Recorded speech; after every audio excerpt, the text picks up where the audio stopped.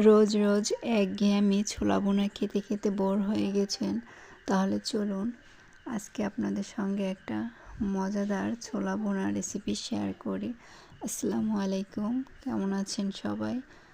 আশা করি আল্লাহর রহমতে ভালো আছেন। আমরাও আলহামদুলিল্লাহ ভালো আছি। তো এখানে আমি আজকে ছোলা ভুনা করব, এজন্য আমি এখানে প্রথমে 2 কাপ ছোলা নিয়ে নিচ্ছি। ছোলাটাকে আমি ভিজিয়ে রেখে দিব। তো এটাকে আমি রাতের বেলা ভিজিয়ে রেখে দিলাম। আপনাদের কাছে সময় না থাকলে আপনারা গরম পানিতে 1-1.5 ঘন্টার মতো ভিজিয়ে রাখবেন। তো আমি এটা আগের দিন রাতে ভিজিয়ে রেখেছিলাম, আর এটা কিন্তু খুব ভালোভাবে ভিজে গেছে, ভেজে ফুলে গেছে। তো এখন আমি এটাকে পরিষ্কার করে ধুয়ে নিয়েছি, নিয়ে একটা পাত্রে দিয়ে দিয়েছি। দিয়ে আমি এখানে দিয়ে দিলাম একটু লবণ, চামচ লবণ দিয়ে আমি এখন এটাকে ভালো করে সিদ্ধ করে নিব। তো আমি চুলাটা অন করে দিয়ে দিয়েছিলাম, এই যে দেখুন। আর আমার ছোলাটা কিন্তু অনেক সিদ্ধ হয়ে গিয়েছে, দেখতেই পাচ্ছেন। তো এবার আমি ছোলাটাকে নামিয়ে নিচ্ছি চুলা থেকে। আর এখানে আমি এই তো ছোলাটাকে সিদ্ধ করে তুলে নিয়েছি দেখুন। আর এখানে আমি কিছু আলু কেটে নিয়েছি, আর তো পেঁয়াজ, কাঁচামরিচ। তো প্লিজ আপনারা ভিডিওটা স্কিপ করবেন না, সম্পূর্ণ ভিডিওটা দেখার অনুরোধ রইল। তো তারপরেই তো আমি চুলায় একটা কড়াই বসিয়ে দিয়েছি, আর কড়াই আমি এখন দিয়ে দেব পরিমাণ মতো তেল। তো প্রথমে আমি অল্প একটু তেল দিয়ে দিচ্ছি। তেল দিয়ে আমি এখানে আলুগুলো ভেজে নেব। তো এই জন্য আমি এখানে দিয়ে দিচ্ছি একটু লবণ, আর দিয়ে দেব আমি সামান্য একটু হলুদ গুঁড়ো। দিয়ে আমি এখানে এখন কেটে রাখা আলুগুলো দিয়ে দেব। তো আলুগুলো দিয়ে আমি আলুগুলোকে একটু ভেজে নিব, সুন্দর করে আলুগুলো ভেজে নেব। তো দেখুন আমি কিন্তু নেড়েচেড়ে আলুগুলোকে ভেজে নিয়েছি। তো এবার আমি আলুগুলোকে কড়াই থেকে তুলে নিব।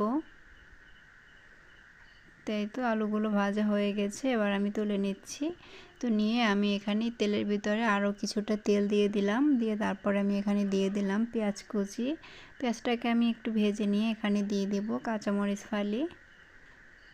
তো কাঁচামরিচগুলো দিয়ে আমি এখন পেঁয়াজ আর কাঁচামরিচটাকে কিছুক্ষণ একটু নেড়েচেড়ে ভেজে নিচ্ছি। তো এই তো দেখতেই পাচ্ছেন। তো প্লিজ যারা এই পর্যন্ত আমার ভিডিওটা দেখছেন তাদেরকে অসংখ্য ধন্যবাদ। তো তারপরে আমি এখানে দিয়ে দিলাম 1 টেবিল চামচ পেঁয়াজ বাটা, 1 চা চামচ রসুন বাটা, আর দিয়ে দিচ্ছি 1 চা চামচ আদা বাটা। তো দিয়ে আমি এগুলোকে এখন ভালো করে একটু ভেজে নিব।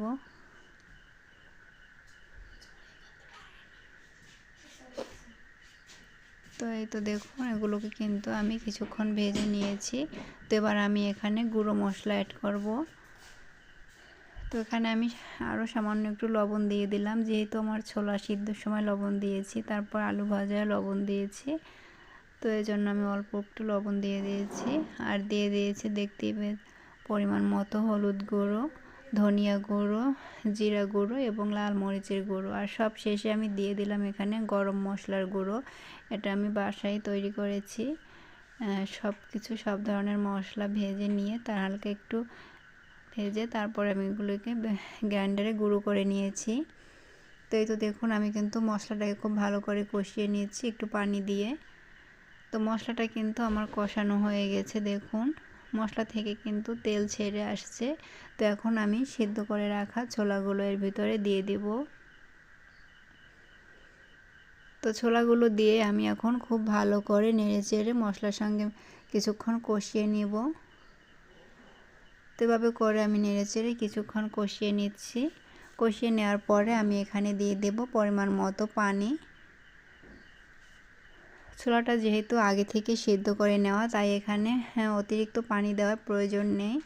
আপনারা ছোলাটা কতটা সিদ্ধ করবেন সেটা আপনাদের পছন্দ অনুযায়ী, কেউ বেশি সিদ্ধ পছন্দ করে, কেউ একটু হালকা সিদ্ধ, তো কেউ একটু শক্ত শক্তও খেতে পছন্দ করে। তো আমিও একটু বেশি সিদ্ধটাই আমার কাছে ভালো লাগে।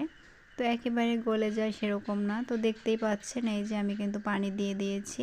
এবার একটা ঢাকনা দিয়ে আমি ঢেকে দিচ্ছি।